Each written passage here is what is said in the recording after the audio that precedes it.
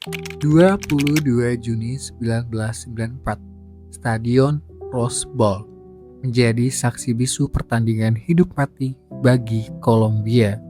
Tekanan di pundak para pemain bukan lagi sekedar beban sepak bola, melainkan ancaman nyata dari tanah air yang sedang membara. Menit 34, sebuah umpan silang dilepaskan oleh gelandang Amerika Serikat John Harkes ke dalam kotak penalti Kolombia. Andrés Escobar, sang pria terhormat yang selalu tenang, menjatuhkan dirinya untuk memotong bola. Namun, dalam sepersekian detik, takdir berkata lain.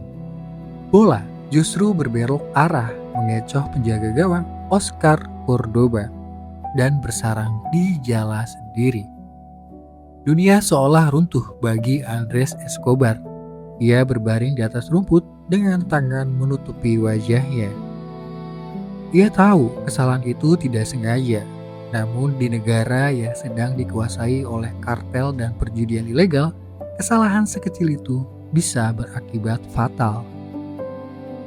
Kolombia akhirnya kalah 2-1. Dan generasi emas yang digadang-gadang menjadi juara dunia itu harus angkat koper lebih awal dari turnamen tersebut.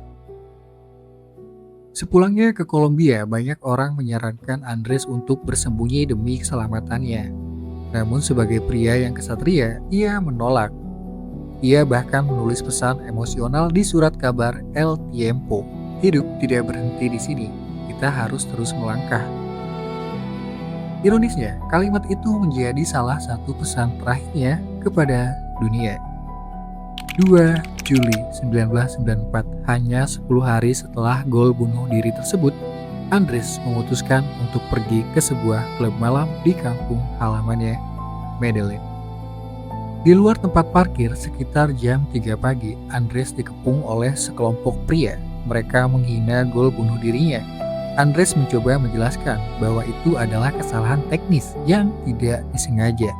Namun argumen itu dibalas dengan tembakan senjata api. 6 peluru bersarang di tubuh sang bek elegan. Konon, sang pembunuh meneriakkan kata "gol" seperti komentator sepak bola setiap kali melepaskan tembakan. Andrés Escobar dinyatakan meninggal dunia dalam perjalanan ke rumah sakit. Ia tewas di usia yang masih relatif muda, 27 tahun. Kematian Andrés memicu gelombang duka dan amarah yang luar biasa. Lebih dari 120.000 orang turun ke jalan untuk mengantarkan sang pria terhormat ke peristirahatan terakhirnya. Dunia mengutuk keras kejadian ini. Humberto Carto Munoz, seorang bodyguard dari kartel narkoba yang kalah taruhan besar akibat kegagalan Kolombia, ditangkap dan dijatuhi hukuman. Tragedi ini menguak tabir betapa mengerikannya pengaruh uang haram dan taruhan ilegal yang telah merusak sendi-sendi sepak bola Kolombia kala itu. Andrés Escobar pergi terlalu cepat, bukan karena bermain buruk, melainkan karena ia hidup di era di mana sepak bola dicoreng oleh darah dan kekerasan. Hingga hari ini namanya tetap abadi, bukan sebagai pencetak gol bunuh diri, melainkan sebagai martir dan simbol pria terhormat yang mengingatkan kita semua bahwa sepak bola adalah tentang kemanusiaan dan tidak seharusnya sebutir peluru merenggut nyawa hanya karena sebuah permainan. Itulah kisah tragis yang dialami sang pria terhormat Andrés Escobar. Kalau kalian menyukai konten-konten seperti ini, jangan lupa subscribe.